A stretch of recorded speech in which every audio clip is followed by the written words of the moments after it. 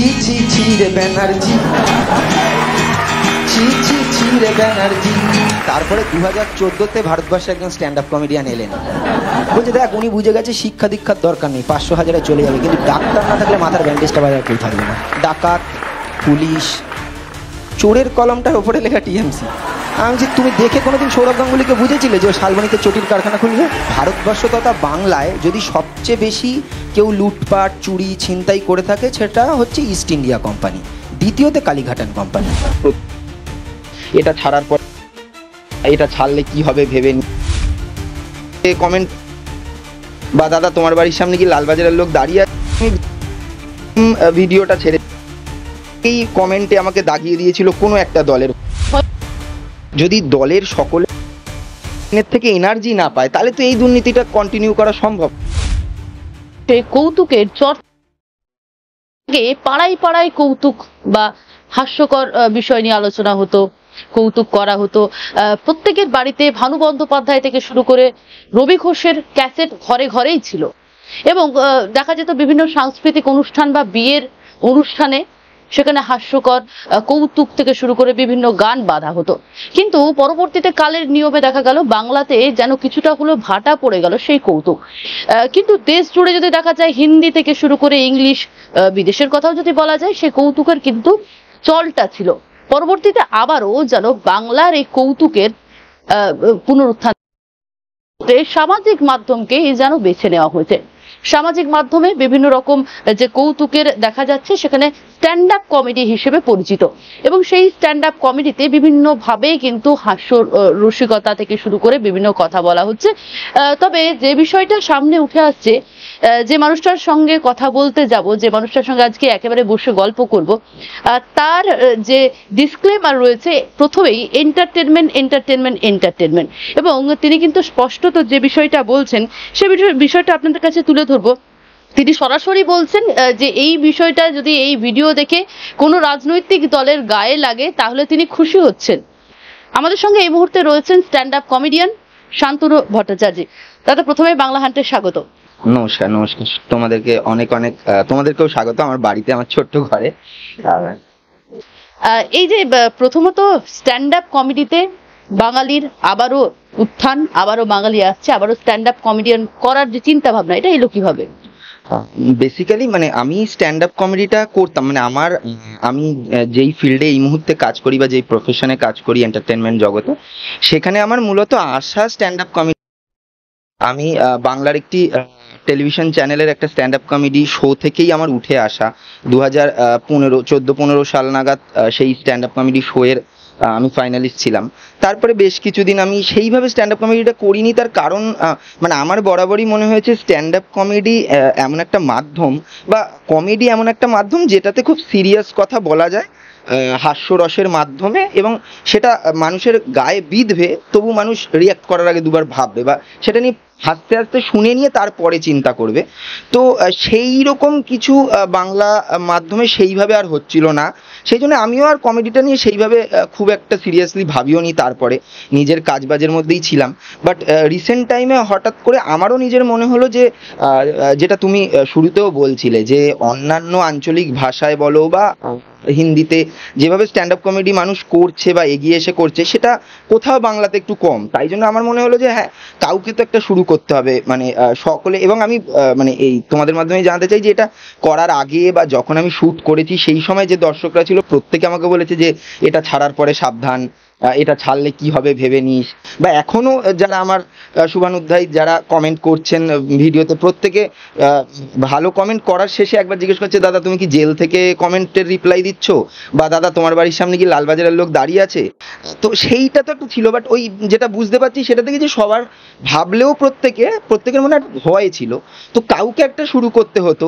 তো হয়তো আমি সেটা শুরু করলাম, আশা করি পরবর্তীকালে আরো অনেকে এই পলিটিক্যাল স্যাটায়ার বিষয়টা। হঠাৎ করে কি মনে হলো যে একেবারে যে গানের লাইন, যেখানে আমরা দেখেছিলাম সামাজিক মাধ্যমে ভাইরাল হয়েছিল উড়িষ্যার একটি গান, সেই গানের মতো করেই বাঁধা হলো গান, যেখানে সরাসরি বলা হচ্ছে ছি ছি ছি রে ব্যানার্জি।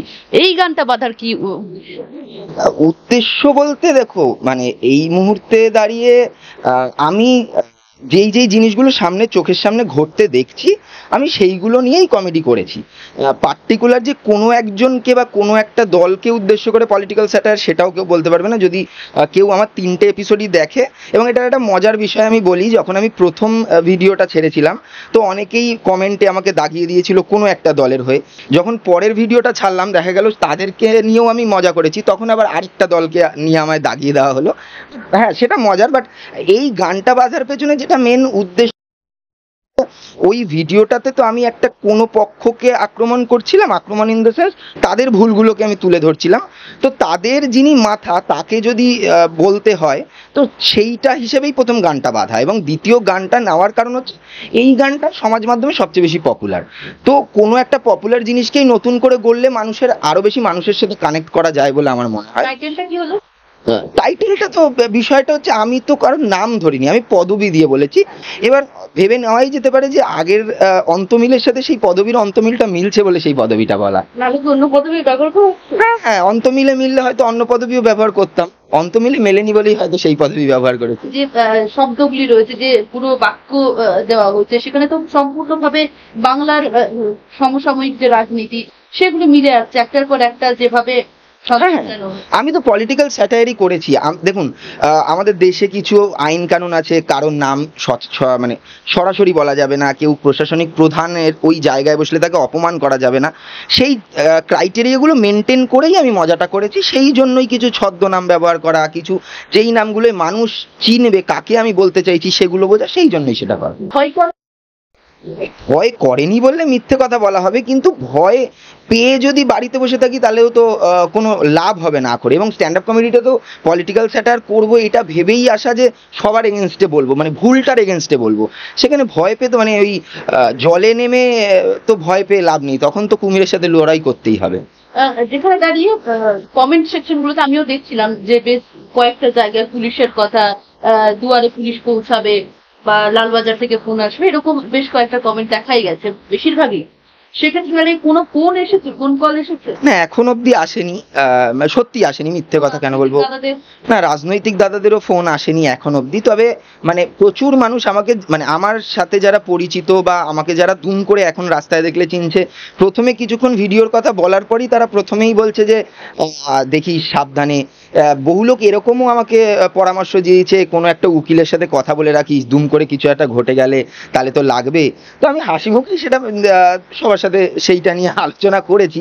এবার এখন অব্দি আসেনি, জানি না পরবর্তীকালে আসবে কিনা, কারণ সাধারণত মানে সাম্প্রতিক অতীতে আমরা দেখেছি যারাই এইগুলো নিয়ে কথা বলেছে তাদেরকেই কোনোভাবে কোণঠাসা করার চেষ্টা করা হয়েছে, কিন্তু এখন অব্দি করা হয়নি, মিথ্যে বলবো। এই প্রসঙ্গে যদি বলি, আমরা সাম্প্রতিক দেখেছিলাম কুণাল কামরাকে কিন্তু আইনি নোটিশও দেওয়া হচ্ছিল, তিনিও কিন্তু এইভাবেই ভিডিও থেকে শুরু করে স্ট্যান্ড আপ কমেডি করেছেন। একদম একদম দেখেছেন। হ্যাঁ।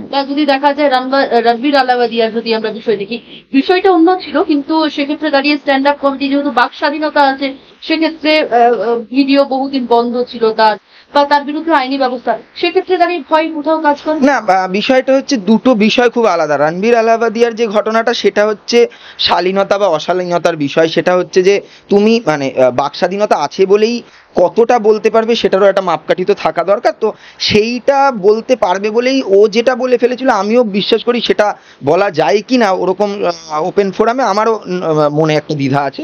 তবে কুণাল কামরার বিষয়টা পুরোপুরি আলাদা। কুণাল কামরা পলিটিক্যাল স্যাটায়ার করেছে, এবার সেটাতে ওই আমি যেটা ডিসক্লেমার দিয়েছিলাম সেরকমই কিছু রাজনৈতিক দলের নেড়িদের গায়ে লেগেছে, তাদের গায়ে লাগাতে তারা সেই জায়গা ভাঙচুর করেছে, তাকে আইনি নোটিশ পাঠিয়েছে। এটা তো ভারতবর্ষের মানে এটা চিরাচরিত হয়েছে। সেটা মানে আমরা যদি বাংলাতেও দেখি, উৎপল দত্তের সময়ও হয়েছে, উৎপল দত্তের নাটককে নিয়েও হয়েছে। যারা মানে এখন কোনো দ্বিধা নেই যে এক সময় যখন এই রাজ্যে বাম সরকার ছিল সেই সময় নাটক বন্ধ করে দেওয়া হয়েছে। এই সরকার আসার পরেও আমরা দেখেছি অম্বিকেশ মহাপাত্র কার্টুন এঁকেছিল বলে জেলে গেছে, তার পরবর্তীকালেও অনেক ঘটনা ঘটেছে। তো সেইটা নিয়ে ভয় পেলাম না। তবে হ্যাঁ, রণবীর আলাবাদিয়ার বিষয়টা পুরোপুরি আলাদা বলে আমি মনে করি। ওটা কমেডি ছিল না, মানে কমেডি যদি কমেডি করতে হবে বলে যা খুশি বলতে হয় সেটাকে কমেডির মোড়কে চাপানো যায় না। আমি ওই যে বললাম, ওই জন্যই আমার গানটাও ওভাবেই বাঁধা, মানে কিছু শালীনতার কে মাথায় রেখেই গানটাও বাঁধা। প্রথম স্টেজ পারফরমেন্সটা কেমন ছিল? প্রথম বলতে মানে এটা মানে প্রথম যখন, সেটা তো মানে একটা ভয়াবহ মানে ব্যাপারটা হচ্ছে আমি যেই শো মানে যেই টেলিভিশন শোটা থেকে আমার শুরু, সেই শোটাতে আমি প্রথম অডিশন দিই তখন আমি ক্লাস 4-এ পড়ি। তখন আমি অডিশন দিই এবং যাদের সামনে অডিশন দিই সেই সময় তারা আমায় বলেছিল তুমি খুব ছোট, তুমি এখন এগুলো পারবে না। তো আমি তারপরে ফিরে আসি। দেন আমি 2014-তে মানে আমি যেই সিজনটাই ছিলাম ওই শোটার তার আগের সিজনে 2014-তে অডিশন দিয়ে আমি গ্রুমিং রাউন্ড ক্রস করি। ঠিক শুটিং এর 3 দিন আগে আমি চলে আসতে বাধ্য হই, কারণ আমার সেটা ফাইনাল ইয়ার ছিল এবং বাড়ি থেকে কোনোভাবে অ্যালাউ, জানি রিয়েলিটি শোতে থাকতে গেলে একটা 4-5 মাস সময় ওখানে থাকতে হয়। দেন আমি ফিরে আসি, পরীক্ষা দিই এবং আমার মাথাতে সেটাই চলছিল যে আমাকে যে করেও পরের সিজনে আবার পৌঁছতে হবে, এবং পৌঁছই। এবং প্রথম দিন যখন আমি পৌঁছই, গ্রুমিং রাউন্ড সমস্ত কিছু শেষ করে আমার আমার এখনো মনে আছে আমার পারফরমেন্সটা ফার্স্ট ডে ছিল, একদম ফার্স্ট ডে, ফার্স্ট শুটের ফার্স্ট ডে, টেলিকাস্ট ওয়াইজও ফার্স্ট ডে ছিল। এবং আমি যখন প্রথম আমি সেটা ডুয়েট পারফরমেন্স করেছিলাম, আমার সাথে আমার আরেক বন্ধু ছিল, আমরা ডুয়েট পারফর্ম করতাম। আমি যখন প্রথম গেছিলাম স্টেজে দাঁড়িয়েছিলাম, মানে আমার রীতিমতো পা কাঁপছিল, জীবনে প্রথমবার অতগুলো ক্যামেরা। বাট সেই শোয়ের যিনি সঞ্চালক ছিলেন, সকলেই চেনে তাকে, তিনি স্বনামধন্য একজন রেডিওতে ছিল আগে, এখন নিজের চ্যানেল ইউটিউবেই, তার পরামর্শে এবং সেই শোয়ের গ্রুমারদের পরামর্শে তারপরে জিনিসটা আস্তে আস্তে হ্যাবিচুয়েটেড হয়। বাট প্রথমবার তো মানে রীতিমতো পা কেঁপেছিল, মানে আমার মনে আছে আমি মনে হয় ব্যাকস্টেজে বমিও করেছিলাম 2বার। আচ্ছা, এই যে স্ট্যান্ড আপ কমেডি করতে আপনি একটা কাজের সঙ্গে যুক্ত রয়েছেন, একটা চ্যানেলের সঙ্গে যুক্ত, সেক্ষেত্রে দাঁড়িয়ে দুটো একসঙ্গে কিভাবে ব্যালেন্স করানো? ব্যালেন্স বলতে এইটা আমার পুরোপুরি প্যাশন এবং আমার ভালো লাগে, ওই কাজটা তো আমাকে করতে হয় আমার জীবিকার জন্য। তো সেটা করে ওই রাত্রের টাইমটুকু, মানে আমি এই শোটা করার আগে আমি 15 দিনের জন্য একটা ট্রেকে গেছিলাম। আমি পাহাড়ে ঘুরতে খুব ভালোবাসি, তো আমি ট্রেকে গেছিলাম। আমি 15 দিন ট্রেকে গেছিলাম, যখন আমি ট্রেকে সকালবেলা হাঁটতে বেরোতাম আর বিকেলে ফিরে এসে মোবাইলে লিখতাম। তো আমার ওয়াইফ জিজ্ঞেস কি লিখতিস, আমি যে একটা জিনিস আছে, তখন আমি কাউকে বলিনি যে আমি এই শোটা করতে চলেছি 10 বছর পরে। লিখতাম লিখতাম লিখতাম, তারপরে আমি ওইটা ফিরে এসে প্রথম একটা পোস্টার বানিয়ে যেদিন সোশ্যাল মিডিয়ায় ছাড়ি, সেদিন সবাই জানতে পারে যে আমি এই শোটা আবার করছি 10 বছর পরে। এবং তারপরে ওই ওই রাত্রে রাত্রে লেখা, রাত্রে রাত্রে প্র্যাকটিস করা, ওইভাবেই শোটা করা। আমার সামনে ওই অগাস্টে আরো 2টো শো হওয়ার প্ল্যান চলছে। আমার 31 অগাস্ট একটা নিজের শো আছে, একটা হয়তো আমি বাইরে একটা জেলায় একটা শো করার প্ল্যান আছে। তো সেইগুলো ওই এখন ওই অফিস থেকে ফিরেই তোমাদের সাথে গল্প করছি, এরপরে হয়তো লিখতে বসবো, লিখবো, যা ঘটছে রোজ খবর দেখছি সেই থেকে লেখার চেষ্টা করছি। এই আচ্ছা, এই যে ভাইরাল হওয়ার ভিডিওটি লাখ লাখ মানুষ দেখেছেন, সেখানে যে শব্দগুলি ব্যবহার করা হয়েছে বা থাম্বনেইলে একবারে বড় বড় করে যে শব্দগুলি রয়েছে, সেই জায়গায় দাঁড়িয়ে আপনি যাকে বলতে চাইছেন নাম না করি, সেই জায়গায় সেই রাজনৈতিক দলের যারা তারা কিন্তু সরাসরি বলছেন তিনি এনার্জি, আপনি বলছেন ছি ছি ছি রে বলছেন। সেক্ষেত্রে দাঁড়িয়ে যারা অনুগামী তারা কিন্তু সরাসরি বলছেন তিনি তাদের দলের এনার্জি। সেটা তো হতেই পারে। দেখুন, এখন এনার্জি তো বটেই, মানে একটা দলের মানে একটা দল 14 বছর ধরে রয়েছে, তারা এত চুরি করেছে, এত দুর্নীতি করেছে, তাদেরই নেতার বান্ধবীর খাটের তলা থেকে এত এত টাকা পাওয়া গেছে। এবার সেটা একটা দলকে যদি দলের সকলে ক্যাপ্টেনের থেকে এনার্জি না পায়, তাহলে তো এই দুর্নীতিটা কন্টিনিউ করা সম্ভব নয়। তো সেই এনার্জিটা পেয়েছে বলেই তো এটা কন্টিনিউ করছে এবং এখনো সেই এনার্জিটা পাচ্ছে। কখনো 1,10,000 টাকার এনার্জি আসছে, কখনো কাউকে ক্ষতিপূরণ হিসেবে 10 লক্ষ টাকার এনার্জি আসছে। এনার্জিগুলো আসছে বলেই তো তারা এগুলো করে চলতে পারছে। সেটা অবশ্যই এনার্জি, আমিও স্বীকার করছি এনার্জি ছাড়া হয় না। আপনার গান বা কৌতুকের মাধ্যমে আমরা দেখেছি ডাক্তারদের আর্জি করের যে ঘটনা 1 বছর হতে চললো, আগস্ট 1 বছর, সেই ঘটনা, শিক্ষকদের ঘটনা, মানে বাংলার রাজনীতিতে যা বা বাংলার সমসাময়িক যে ঘটনা ঘটছে, প্রত্যেকটি বিষয় একটার পর একটা রয়েছে। আপনি একজন ক্রিয়েটার রয়েছেন, আপনি স্ট্যান্ড আপ কমেডিয়ান করেন, আপনার কি মনে হয় সামাজিক মাধ্যমে যারা কাজ করে তাদেরও সমাজে তো দায়িত্ব রয়েছে? কারণ আপনি করছেন এত বছর পর, বাকি তো সেভাবে কেউ মুখ খোলে না। হ্যাঁ, সামাজিক মাধ্যমের একটা বিশাল বড় দায়িত্ব আছে। আমি প্রথমেই সেটা বললাম যে আমি সেই জন্যই প্রথম আমার মনে হয়েছে যে কাউকে একটা উদ্যোগটা নিতে হবে। সামাজিক মাধ্যমের একটা বিশাল দায়িত্ব। সামাজিক মাধ্যমের শুধু দায়িত্ব এই পাড়ায় আমাদের এখানে ছাতার তলায় বিরিয়ানি হয়েছে সেই বিরিয়ানি বিক্রি করাটা নয়। সামাজিক মাধ্যমের শুধু দায়িত্ব ওই মানে স্ট্যান্ড আপ কমেডির নামে একটা বিড়ালের সাথে একটা কুমিরের বিয়ে হয়েছিল, তারপরে তাদের একটা ভাল্লুক বাচ্চা হলো, এরকম বাচ্চা বাচ্চা যোগ বলা নয় শুধু, সেটাও একটা পার্ট হতে পারে অবশ্যই, আমি সেটাকে ছোট করছি না, বা যারা ওই ধরনের ফুড ব্লগিং করছে তাদেরও ছোট করছি না, কিন্তু আমার বক্তব্য হচ্ছে সমাজ মাধ্যমের যেমন মানে আমি বলছি কেউ পরোটা বিক্রি করছে খুব কষ্ট করে কোথাও এসে, তাকে তুলে ধরাটাও যেমন সামাজিক মাধ্যমের দায়িত্ব, তেমনই সামাজিক মাধ্যমের দায়িত্ব এটাও যে যেটা ভুল হচ্ছে সেটাকে ভুল বলা, যেটা ঠিক হচ্ছে সেটাকে ঠিক বলা। মানে সমাজের যে ইস্যুগুলো রয়েছে সেগুলো নিয়ে কথা বলা উচিত বলে। একদম একদম। এবং আমার সবচেয়ে যেটা বেশি করে মনে হয় যে আমরা সামাজিক মাধ্যমে কথা বলা শুরু করি কোনো একটা ঘটনা ঘটে যাওয়ার পর। গত বছর 9ই আগস্টের ঘটনাটা ঘটে যাওয়ার পর সেপ্টেম্বর অক্টোবর অবধি সামাজিক মাধ্যমে সব সোশ্যাল মিডিয়ার কন্টেন্ট রাইটাররা ক্রিয়েটাররা দেখলাম প্রচুর এগুলো নিয়ে কথা বললো, তারপরে সবাই শ্রীভূমির ভিড়ে গিয়ে লাইনে দাঁড়িয়ে পড়লো। আবার একটা 9ই আগস্ট আসছে, এবং সবচেয়ে মানে এটা মেটাফর বলবো কিনা জানি না, এই বছরের 9ই আগস্টটা রাখি বন্ধন। তো এই বছরে কিন্তু আমরা অলরেডি অভয়াকে তিলোত্তমাকে ভুলে গেছি, এবং 1 বছর হয়ে গেছে আমরা পুরোটা জল দিয়ে গুলে খেয়ে এখন আবার পরের পুজোর অনুদান নিয়ে আবার শ্রীভূমিতে কি থিম হবে সেটা নিয়ে ভাবছি, কিংবা আমার পাড়ায় কি আবার বিরিয়ানি স্টল দিল সেটা নিয়ে ভাবছি। কিন্তু এটাই সমাজ মাধ্যমের দায়িত্ব নয়, সমাজ মাধ্যমের দায়িত্বটা একটা বিশাল বড়, যেটা হয়তো আমরা মানে নিজেদের পিঠ বাঁচানোর জন্য সবচেয়ে বেশি করে এড়িয়ে যাচ্ছি। আজকেই পুজোর থিমের জন্য বা পুজো কমিটিগুলোকে 1,10,000 টাকা ঘোষণা করা হয়েছে, এই বিষয়টাকে কিভাবে দেখতে পারেন? হ্যাঁ, ওই যে প্রথমেই বললাম এইটাই তো এনার্জি, ওই যে আপনি বললেন যে এটা এনার্জি, এটাই তো এনার্জি। মানে ধরুন আমরা এই যখন তিলোত্তমার কথাটা উঠলো তাহলে বলি, তিলোত্তমার ঘটনার সময় এরকম বহু ক্লাবকে আমরা দেখেছি সে বছর অনুদান ফিরিয়ে দিয়েছে। তো তাতে কি বলা হলো যে আমি একটা সরকারের অনুদান ধরুন পাই, সেই সরকারের অনুদান আমি নেব না কোনো একটা বিষয়ের জন্য। তো তারপরে সরকারের তরফ থেকে তাকে ধমকি দেওয়া হলে এবছর অনুদান না নিলে তাদের পুজো কমিটিকে কোনো বার অনুদান দেওয়া হবে না। সরকারের এক প্রতিনিধি এসে বলে দিল যারা সরকারি চাকরিজীবী রাত্রে মিছিল করছে তারা যেন পরের মাস থেকে মাইনে না নেয়। এইটাই হচ্ছে এনার্জি দেওয়া, এবং এইটা দিয়েই বুঝিয়ে দেওয়া যে তোমরা যতদিন তোমরা চুপ থাকবে, যতদিন তোমরা ভুলটাকে ভুল বলবে না। তাই জন্যই যারা গত বছর চুপ ছিল তাদেরকে আরেকটু বোনাস দেওয়া, এটা মানে যেরকম মালিক পক্ষ কর্মচারী ভালো কাজ করলে বোনাস দেয়, এখানেও সেই ওপর মহল থেকে বোনাসটা এলো, যেই সকল ক্লাব বা যেই সকল পুজো কমিটি গতবার কথা বলেনি তাদেরকে 10,000 টাকা করে বোনাস। এটা কি মনে হচ্ছে এখন আমরা দেখতে পাচ্ছি যে বাংলা ভাষা নিয়ে উঠে পড়ে লেগেছে সকলে, বাংলা ভাষাকে ঠিক 26-এর নির্বাচনের আগেই যেন ইস্যু করা হচ্ছে মনে হচ্ছে। বাঙালিরা ভিন্ন রাজ্যে অত্যাচারিত হচ্ছে, শাসানির মুখে পড়তে হচ্ছে তাদেরকে, এই বিষয়গুলো উঠে আসছে। ঠিক তার আগে পুজোর যে 1 লাফে বাড়িয়ে দেওয়া হলো 1,10,000, সেই বিষয়টা কি কোথাও গিয়ে একটা রাজনীতির আকার দেখতে পাওয়া যাচ্ছে? দেখুন, আমি 1,10,000টা বিষয় নয়, বিষয়টা হচ্ছে আমার সবচেয়ে বড় কথা এই যে ভাষা আন্দোলন হচ্ছে, বাংলা ভাষার মানুষদের জন্য যে দুঃখ বেদনা হচ্ছে, একদম আমি সেটার সাথে সহমত। যারা বাঙালিরা, যদি একজনও বাঙালি, অনেকে বলছেন এটা মিথ্যে কথা, অনেকে বলছেন এটা সত্যি কথা, আমি সেই ডিবেটে না গিয়ে বলতে চাই যে একটা বাঙালিও যদি কোথাও বিপদে পড়ে থাকেন বা কোথাও এইভাবে অবহেলিত লাঞ্ছিত হন, তার বিরুদ্ধে দাঁড়ানো এটাই তো কাজ সরকারের, বা এটাই তো আমাদেরও কাজ। শুধু সরকারের বলবো না, সরকার তখনই দায়িত্ববান হব, তো সরকারেরও সেটা কাজ, আমাদেরও সেটা কাজ, সে যেন লাঞ্ছিত অবহেলিত না হয়।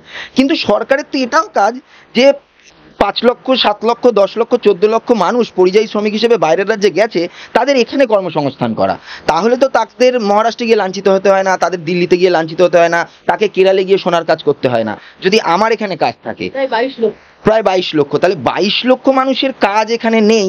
প্রত্যেক বছর আমি লন্ডনে যাচ্ছি, উল্টো দিকে হাঁটছি, আর সৌরভ গাঙ্গুলি বলছে শালবনীতে কারখানা করব, তাতে তো 22 লক্ষ মানুষের ভাষা আন্দোলনের কোনো লাভ হবে না।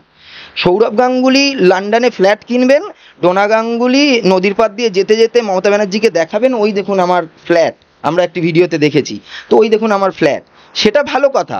কিন্তু সৌরভের মতো যারা আরও বাঙালিরা রয়েছেন, যেই বাঙালিদের জন্য মন কাজ্যে বলে ভাষা আন্দোলন করছি, সেই বাঙালিরা কেন বাইরের রাজ্যে এখনো পড়ে আছে? সেই বাঙালিদের কেন আমরা আমাদের এখানে কোনো কাজ করে দিতে পারছি না? আপনি বলুন না, লাস্ট 14 বছরে আমি রিসেন্টলি একটা গান বের করেছি, দুয়ারে পুকুর জলের গান বলে, গতকালকেই আমি রিলিজ করেছি ইউটিউব। সেখানে একটা পার্ট আমি শ্যুট করেছি আমাদের এখানেই যেসব কোম্পানি বলে, সেটা বাম সরকারের আমলে বন্ধ হয়ে গেছিল, এখনো বন্ধই পড়ে আছে, এবং সেখানে কিছু হয়, সেখানে ভেতরে আস্তে আস্তে লোহাগুলো বিক্রি হচ্ছে, তো সেটাকে পুনরুদ্ধার করা গেল না কেন? এত কোম্পানি বন্ধ হয়ে যাচ্ছে সেগুলো। শিল্পপতি কি হবে না, নাকি বাঙালি ক্রিকেটার আর জন্মাবে না? দেখুন, বাঙালি ক্রিকেটার জন্মাবে না তো এটা তো বলা যায় না, মানে বাঙালি ক্রিকেটার তো পরপর, হ্যাঁ আমি তো বলবো সৌরভ গঙ্গোপাধ্যায়ের পর, হ্যাঁ সৌরভ গঙ্গোপাধ্যায়ের মাপের হয়তো হয়নি, কিন্তু সৌরভ গঙ্গোপাধ্যায়ও বাংলা থেকে যে সাপোর্টটা পেয়েছিল সেটা কিন্তু ঋদ্ধিমান সাহা পায়নি। সৌরভ গঙ্গোপাধ্যায় কিন্তু সেই সময় জাগমোহন ডালমিয়ার যে সাপোর্টটা পেয়েছিল বাংলা ক্রিকেট থেকে উঠে গিয়ে ইন্ডিয়ান ক্রিকেটে রাজত্ব করার জন্য বা নিজের পুরো ফ্লারিশমেন্টের জন্য, সেটা কিন্তু ঋদ্ধিমান সাহা পায়নি। সৌরভ গাঙ্গুলি বোর্ড সভাপতি থাকাকালীনই কিন্তু ঋদ্ধিমান সাহাকে অত ভালো পারফর্ম করার পরও বাদ চলে যেতে হয়েছে। তো সৌরভ গাঙ্গুলি কিন্তু সেই সময় ঋদ্ধিমান সাহাকে আটকাতে মানে সেখানে ব্যাক করতে পারেননি। ফলে বাংলা থেকে ক্রিকেটার ওঠার জন্য তো বাংলা ক্রিকেটারদের যেরকম এই ধরুন অভিমন্যু ঈশ্বরান তো বাংলার প্রতিনিধিত্ব করেছেন, তারপরে ওখানে গেছেন। তো এতদিন ধরে তিনি অস্ট্রেলিয়া সফরে আমরা দেখেছি তিনি বসে চলে এসেছেন, এখনো এই ইংল্যান্ড সফর টানা বসে ফিরে চলে আসছেন। করুণ নায়ার ব্যর্থ হয়ে আবার করে চান্স পান, সাই সুদর্শন ব্যর্থ হয়ে আবার করে চান্স পান, অভিমন্যু ঈশ্বরান পান না। সৌরভ গাঙ্গুলির মতো এত বড় একটা ব্র্যান্ড বাংলায়, তারপরও বাঙালি ক্রিকেটারদের এই তো। হ্যাঁ, কারণ সৌরভ গাঙ্গুলি দেখুন ওইটাই আমরা ভুল করি, মানে সত্যজিৎ রায়ের পরেও সেই মাপের পরিচালক নেই। তার কারণ হচ্ছে ওই পুরনোটাকে ভাঙিয়ে চললে আর হবে না, কোথাও পুরনোটাকে ছেড়ে নতুনটাকে নিয়ে ভাবতে হবে। মানে আমাদের একটা সত্যজিৎ ছিল, আমাদের একটা ঋত্বিক ছিল, আমাদের একটা সৌরভ গাঙ্গুলি ছিল, আমাদের একটা রবীন্দ্রনাথ সুকুমার ছিল, তারপরে কি? তারপরে ভাবাটার জন্যই তো কাউকে সাহস করতে হবে। সুকুমার রায় তো লিখেছিলেন শিব ঠাকুরের আপন দেশে আইন কানুন সর্বনেশে, কৌতুকের মাধ্যমে একটা বিশাল বড় পলিটিক্যাল লাইন, সেইটা বলার সাহস কার আছে এখন? কেউ বলুক, মানে কেউ বলতে গেলে ওই সেম, তাকে 3বার শুনতে হবে, তোকে জেলে ধরে নিয়ে যাবে, তোকে লালবাজার থেকে ডাক পাঠাবে, পাঠাতেই পারে, সেটাও পাঠাবেই। রাজার দেশের সিনেমা হয় না, সেভাবে না, কোথায় পরিচালক নেই বাংলায়। না, মানে আমি নেই বলবো না, আমার একজন পরিচালককে খুব ভাল লাগতো, এখনো লাগে, আমার মনে হতো তার পোটেনশিয়ালিটি আছে এই ধরনের ছবি করার, তার নাম হচ্ছে অনিক দত্ত। আমি তো অনিকদার ভূতের ভবিষ্যৎ ফ্যান অবশ্যই, মানে তারপরের ছবিগুলো আমার দেখে মনে হচ্ছে অনিকদা হয়তো চাইলে পারতো, কিন্তু জানি না অনিক দত্ত করবেন কিনা এই ধরনের ছবি। বাট আমার তো মনে হয় পলিটিক্যাল এই ধরনের ছবি হওয়া অবশ্যই দরকার। এবং দেখুন আরেকটাও বড় বিষয় আছে পলিটিক্যাল এই ছবি হওয়ার বিষয় বলি, সেটা হচ্ছে রিসেন্টলি সৌরভ পালোধি সিনিয়র, আমি যে শোটাতে ছিলাম সেই শোয়েরই সিনিয়র সৌরভদা গ্রুমার ছিল। সৌরভ পালোধির অঙ্ক কি কঠিন কিন্তু একটা তুমুল রাজনৈতিক ছবি, আবার তার সাথে সাথে তুমুল একটা ভালো লাগারও ছবি, মন কেমনের ছবি। তো সেখানে রানাদা একটা সাহস নিয়েছেন। মানে আমরা যেটা বলছি হীরক রাজার দেশে পথের পাঁচালী সেই সময় হয়েছিল, তখন হয়তো সেই প্রডিউসাররা পারতেন, মানে হীরক রাজা দেশে সত্যজিৎ রায় করেছিল, সেই সত্যজিৎ রায়কে কিন্তু পথের পাঁচালীর সময় সেই সময় থাকা সরকারের বিধানচন্দ্র রায় ফান্ড করেছিলেন।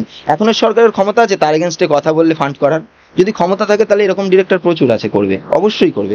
আমি বিশ্বাস করি বাঙালির মধ্যে এখনো প্রচুর ক্রিয়েটিভিটি আছে, কিন্তু তাকে ব্যাক করতে হবে। কালকেই বলুক যিনি এনার্জি 1,10,000 টাকা অযথা এই পুজো প্রাঙ্গণে না দিয়ে একটা এমন ছবি করতে বলুক যেটা বাঙালির মুখ উজ্জ্বল করবে বিশ্বের দরবারে, অনেক ডিরেক্টর আছে। যদিরা বলছে টিএমসিটাকে, মানে আমি নাম নিয়েই বললাম, সেখানে সরাসরি বলা হচ্ছে টলিউড ম্যানেজমেন্ট কমিটি, সেক্ষেত্রে দাঁড়িয়ে কি সত্যিই সিনেমা বান হবে? আমি ওটাই তো বললাম, মানে সেইটা মানে ওই প্রথম কথা হচ্ছে টাচ না পাওয়ার ভয় পাওয়া। আমিও জানি না, আমি এই ইন্টারভিউটার পরে হয়তো হতেই পারে কালকে আমাকে বললো কাল থেকে পরশু থেকে শুটিং এসো না, হতেই পারে, মানে আমি হয়তো পরশু থেকে কোনো একটা কারণ দেখিয়ে আমাকে বলা হলো শুটিং আসতে না, সেটা হতেই পারে, সেটা মানে সেটাতে আমি অবাক হব না, সেটা তো দীর্ঘদিন ধরে চলছে। মানে এবার বিষয়টা হচ্ছে কি, বিরোধীদেরও একটা দায়িত্ব থাকে, মানে যেটা সমস্যা হচ্ছে আমাদের দেশেরও সমস্যা, আমাদের রাজ্যেরও সমস্যা। আপনি যে কোনো একটা বিরোধীকে ভরসা করে তাকে ব্যাক করবেন অ্যাজ এ হিউম্যান বা অ্যাজ এ পাবলিক ফোর্স হিসেবে তাকে ব্যাক করবেন, আমি একে ব্যাক করব, তাকে করবেন, সেটাতেও তো অনেক গাফিলতি আছে। তো সেটার জন্যই মানে বিরোধীরা শুধু আঙুল তুলছে, কিন্তু আঙুল তোলার পরেও তাদের কিছু দায়িত্ব থাকে। মানে যারা এখন এই মুহূর্তে বিরোধী, তাদের গত 1 বছরে অনেক দায়িত্ব ছিল এই তিলোত্তমার বিচারটা পাওয়ার ক্ষেত্রে। তারা কিন্তু ওই 2 মাস তারাও মোমবাতি মিছিলের পর শিবমির লাইনেই তারাও দাঁড়িয়ে পড়েছে, তারাও কিন্তু সেইভাবে আর এগিয়ে এসে দেখায়নি যে হ্যাঁ এই বিচারটা হোক, তারা পথে নামেনি। ওই 3-4 বার জাস্ট এখানে অভিযান, ওখানে অভিযান, কালীঘাট অভিযান, নবান্ন অভিযান করলেই দায়বদ্ধতা চলে যায় না, তারপরে অনেক দায়বদ্ধতা থাকে, সেইটা তো দেখাতে পারেনি সত্যি বিরোধীরা। তাই জন্যই আজকে আমাদের কাছে বেসিক্যালি কি হয়েছে জানেন তো, আমাদের কাছে অপশন নেই, দুটো খারাপের মধ্যে আপনি বাঁচছেন, এবার আপনাকে ভাবতে হচ্ছে যে ঠিক আছে এই খারাপটাকে তো আমি জানি এটা কতটা খারাপ হতে পারে, নতুন খারাপটা তো আমি জানিও না এটা কতটা খারাপ, এই রাখি, এটাই হয়ে গেছে সমস্যা, আর কিচ্ছু না।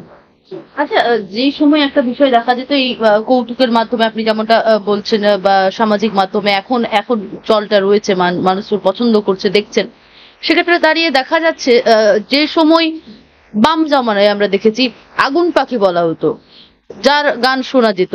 তার গান এখন আর এই গত 1 বছরে বাংলার যদি দেখা যায় একটার পর একটা জ্বলন্ত ইস্যু, দেশ বিদেশ পর্যন্ত খবরের শিরোনামে বারে বারে সকলেই রয়েছে, আগুন পাখিকে দেখা যায়নি, কবির সুমনের কোনো গানের লাইন পাওয়া যায়নি। কি না, এটা দুটো কারণ। একটা তো হচ্ছে যে আমার যেটা বারবার মনে হয় যে আপনি যদি আপনি ততক্ষণই স্বাধীন শিল্পী থাকতে পারবেন যতক্ষণ না আপনি রাষ্ট্রশক্তির অধীনে চলে যাবেন। আপনি যখন থেকে রাষ্ট্রশক্তির অধীনে চলে গেছেন তখন থেকে আপনি যাই বলে নিন, আপনি স্বাধীন থাকতে পারবেন না। মানে যে আগুন পাখির গলা থেকে আমরা ডাক্তার গান শুনে বড় হয়েছি, বা যে আগুন পাখি তুমি আসবে বলে গেয়েছেন, সে আগুন পাখির আগুন ওই 21শে জুলাইয়ের এনার্জিতে নিভে গেছে। ফলে সে বারুদে মানে বারুদের ড্যাম পড়ে গেলে সে আগুন তো আর ধরবে না, সেটাই স্বাভাবিক। কবির সুমনের কথা বলছেন, তিনি ভোটে দাঁড়িয়ে সাংসদ হয়েছেন, তারপরে তো তার স্বাভাবিক, আপনি রাষ্ট্রশক্তির অধীনে চলে গেছেন, আপনি তার হয়ে তার প্রতিনিধিত্ব করে দাঁড়িয়ে পড়েছেন। এবার আপনার দায়বদ্ধতা উল্টো হয়ে গেছে, আপনার দায়বদ্ধতা হয়ে গেছে আপনার পিঠ বাঁচাতে হবে এবং রাষ্ট্রশক্তিকে বাঁচাতে হবে। হ্যাঁ, তারপরেও কিছু ব্যতিক্রম কি থাকে না? অবশ্যই থাকে, কিন্তু তারা ব্যতিক্রম হতে পারেননি। তাদের মনে হয়েছে যে একটা সময় আমরা লড়াই করেছি, এবার একটা রিটায়ারমেন্ট, ভিআরএস রিটায়ারমেন্ট নিয়ে একটা শান্তির জীবন যাপন করবো, তাই তারা সেটা বেছে নিয়েছেন।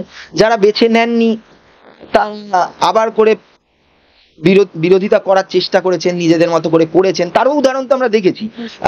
মানে সেটা করার জন্য তো এই যার কথা বলছিলাম, আমাদের পরিচালক অনিক দত্ত, তাকে অনেক হ্যারাসমেন্ট হতে হয়েছে। কমলেশ্বর মুখোপাধ্যায়, তাকে হ্যারাসমেন্ট নিতে হয়েছে।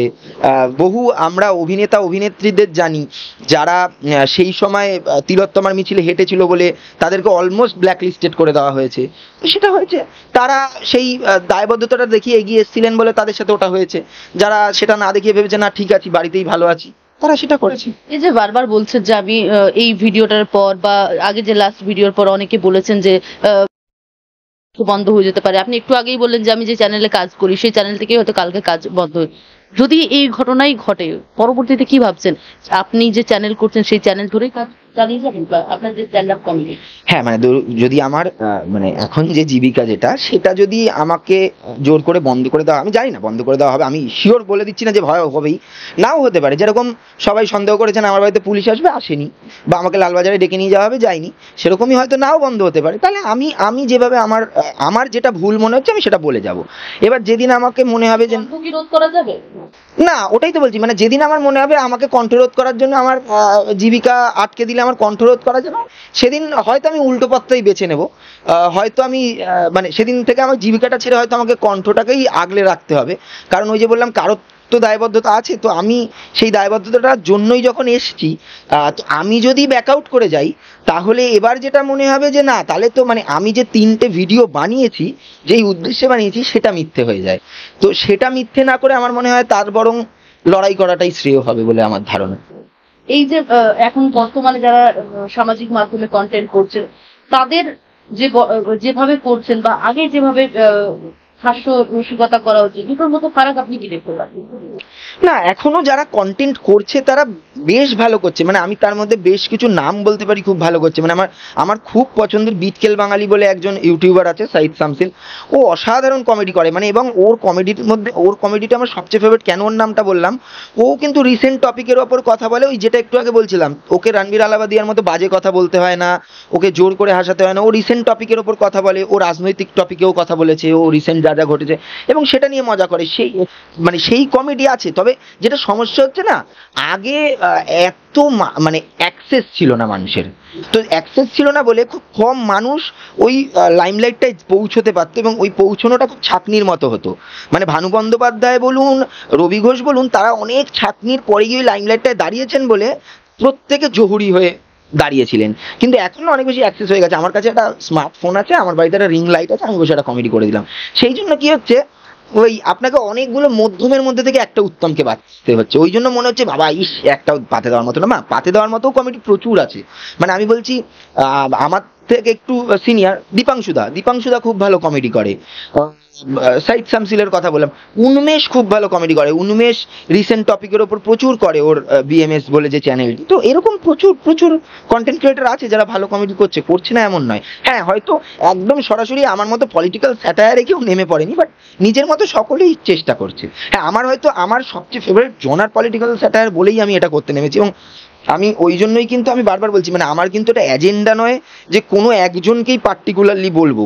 সেটা কেউ 3টে এপিসোড দেখলে বুঝবেন, এবং সেটা দর্শক বুঝতে পেরেই ওই জন্য বারবার নিজেদের মতামত চেঞ্জ করছেন। প্রথমবার আমাকে বিরিয়ানির হাড়ির গায়ে চাপানো একটা কালারের নাম বলা হয়েছিল, তারপরে একটা অন্য কালার বলে দেওয়া হলো, আবার এখন তারা কনফিউজ, থার্ডটা বেরোনোর পর কোন কালার বলবে তারাও এখন কালার খুঁজছে। একজন তো আবার দেখলাম লিখে দিয়েছে এ কেজরিওয়ালের ভাই হবে।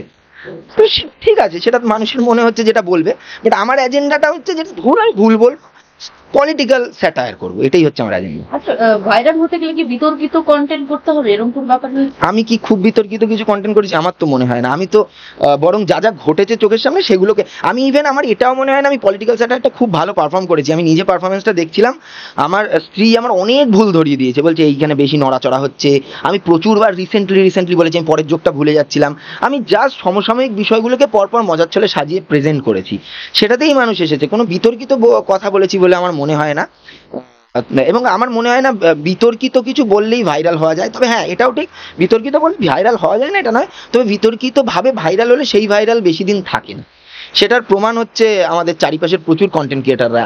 দেখবেন আমরা তো মানে বিতর্কিত ঠিক বলবো না, আমরা তো বাদাম কাকু কোথায় এখন তো জানি না, সেও তো ভাইরাল হয়েছিল এক সময়। কিংবা ধরুন এই রিসেন্টলি পরোটা বলুন, বিরিয়ানি বলুন, প্রচুর তারাও তো ভাইরাল হচ্ছে, কিন্তু 2 মাস পরে তো তাদের আর খুঁজে পাওয়া যাচ্ছে না। কিন্তু তার সাথে সাথেই যারা সত্যি কন্টেন্টের জোরে ভাইরাল হচ্ছে, এই যেমন বিটকেল বাঙালি বলুন, হিন্দিতে কুনাল কামরা বলুন, বরুণ গ্রোভার বলুন, তারা তো থেকে যাচ্ছে। যারা নতুন প্রজন্ম আসছে, আরো যারা সোশ্যাল মিডিয়াকেই নিজেদের ভবিষ্যৎ হিসেবে গড়তে চাইছে বা স্ট্যান্ড আপ কমেডি করতে চাইছে, বাংলায় তো স্ট্যান্ড আপ কমেডি অনেকটাই কম, হিন্দি বা অন্যান্য আঞ্চলিক ভাষা, তাদের উদ্দেশ্যে কি বল? দেখুন, আমার বক্তব্য স্ট্যান্ড আপ কমেডিতেই আসতে হবে এরকমটা নয়, তারা যে কোনো কন্টেন্ট ক্রিয়েশন করতে পারে। আমি শুধু দুটো জিনিস বলবো। একটা জিনিস, প্রথম দিনই যদি এটা মাথায় ঢুকে যায় যে প্রথমেই ভাইরাল হতে হবে আর টাকা কামাতে হবে, তাহলে আমার মনে হয় কন্টেন্ট ক্রিয়েট না করাই ভালো। কারণ প্রথমে যদি টাকা কামাতে হয়, এটা নেশা হয়, তাহলে আলটিমেটলি এটাই হবে যে আমি যেটা মানুষ দেখবে সেটাই মানুষকে গেলাবো। সেটা হলে তো ওই আবার সেম গতে বাঁধা হয়ে যাবে। আর দ্বিতীয় কথা আমি বলবো যে স্ট্যান্ড আপ কমেডি করুক বা কন্টেন্ট ক্রিয়েশন করুক, একটু পড়াশোনাটার দরকার। আমার যেটা বারবার মনে হয়েছে, মানে আমাকে বহু লোক কমেন্টে বহু প্রশ্ন করেছে, আমি তাদেরকে বহু উত্তর দিতে পারতাম, দিইনি, কারণ সেটা সোশ্যাল মিডিয়া সমাজ মাধ্যমের কমেন্ট সেকশন বলে। তো আমি মানে কমেন্ট সেকশনেও দেখছি মানে জাস্ট কমেন্ট করতে হবে বলে করে দাও। মানে আমার খুব বিতর্কিত একটা জিনিস নিয়ে একটা লোক প্রচুর লেখালেখি করেছে, দেখলাম যে ভারতবর্ষে আমি বলেছিলাম ভারতবর্ষে মুঘলদের হাত ধরে বিরিয়ানি আসে, সেটা নিয়ে একটা যোগ দিয়েছিলাম। তো তাতে তিনি মোটামুটি যে সনাতনী এজেন্ডাটা দিল, তাতে আমি ভাবলাম যে না, আমারই হয়তো ভুল হয়েছে, আমারই মনে হয় পড়াশোনাটায় ভুল আছে কোথাও। আমি আবার করে নতুন করে 6-এর ইতিহাস বইটা নিয়ে ঘাটাঘাটি করলাম। তো আমার সেই দিন প্রথম মনে হয়েছে যে না, কমেন্ট করুন বা কন্টেন্ট ক্রিয়েট করুন, একটু পড়াশোনা করাটা দরকার আছে। মানে এবং জানি না এই রাজ্য থেকে কতটা হবে, কারণ শিক্ষকরা তো সবাই রাস্তায়, কে পড়াবে আমার সেটা নিয়েও চিন্তা, মানে সেটাই বা কে করবে। পরের ভিডিও কবে আসছে? আশা করছি খুব তাড়াতাড়ি। আমার এই যেটা বললাম, আমার 15ই আগস্টে একটা শো আছে, 31শে আগস্টে একটা শো আছে, তার আগের শুটের কিছু ভিডিও এখনো একটা দুটো পড়ে আছে। তো আশা করছি নেক্সট উইকের আগেই বা নেক্সট উইকেই একটা ভিডিও আসবে। রাজনৈতিক স্যাটায়ার থাকবে তো? হ্যাঁ, পুরোটাই পলিটিক্যাল স্যাটায়ার। আমি যা করেছি আমার চ্যানেলটা দেখলে হয়তো বুঝবে কিছু। আমি খুব ইস্ট বেঙ্গলের ফ্যান, আজকে গেঞ্জিটা দেখলেও হয়তো সবাই বুঝবে। তবে কিছু ওই ফুটবল নিয়ে ভিডিও আমার চ্যানেলে ছিল, আমি লাস্ট 2 বছর ধরে ভিডিও করি, ওই ফুটবল নিয়ে কিছু ভিডিও ছিল, আর পুরোটাই পলিটিক্যাল স্যাটায়ার। আমি যা করেছি পুরোটাই আজ অব্দি পলিটিক্যাল স্যাটায়ারের উপরই ভিডিও করবো। যদি না জেলে যাই তাহলে পলিটিক্যাল স্যাটায়ারের উপরই ভিডিও করবো। জেলে গেলে কি চিন্তা ভাবনা চেঞ্জ হবে? জেলে গেলে তাহলে বেরিয়ে এসে আবার করতে হবে। ওই সময়টা তো আর জেলে বসে তো আমাকে পলিটিক্যাল স্যাটায়ার করার অনুমতি দেবে বলে মনে হয় না, অতটা গাটস নেই এ সরকারের। কোনো বই লিখবেন না? না, ওটা আমি লিখতে পারবো না, তাহলে আবার প্রিজন ভ্যান চাপড়ে উল্টো পাল্টা লোকের নামে বাজে কথা বলতে হবে, কি দরকার ওইসবের মধ্যে আমি যাবোই না। অসংখ্য ধন্যবাদ। আমাদের সঙ্গে এতক্ষণ ছিলেন stand up comedian Shantanu Bhattacharya. ক্যামেরায় সায়নের সঙ্গে শোভনের রিপোর্ট, বাংলা হান্ট, কলকাতা। ছি ছি ছি রে ব্যানার্জি, ছি ছি ছি রে ব্যানার্জি, ছি ছি ছি রে ব্যানার্জি, ছি ছি ছি রে ব্যানার্জি। ধনকে লুটলু তুই পিসি কবু শিল্প চিনলু না, পুলিশি পুষলু চোরকে পুষলু মানুষ পুষলু না, ধন পেয়ে পিসি তুই টুক করে 14তে উঠি গেলু, পিসি ভাই পোতে বসি বসি গোটা ইন্ডাস্ট্রিটা খেলু, শিক্ষাও খেলু চাকরিও খেলু পেটু তো বুনা ভরিলু, 1000 খানেক টাকা হাতে গুজে বাংলাটাকেই খেলু রে পিসি, ছি ছি ছি ছি ছি ছি রে ব্যানার্জি, ছি ছি ছি রে ব্যানার্জি। আরো ভালো ভালো খবর দেখতে সাবস্ক্রাইব করুন বাংলা হান্টের ইউটিউব চ্যানেল। বাংলা হান্টের আরো খবর দেখতে নজর রাখুন। বাংলা খবর মানেই বাংলা হান্ট।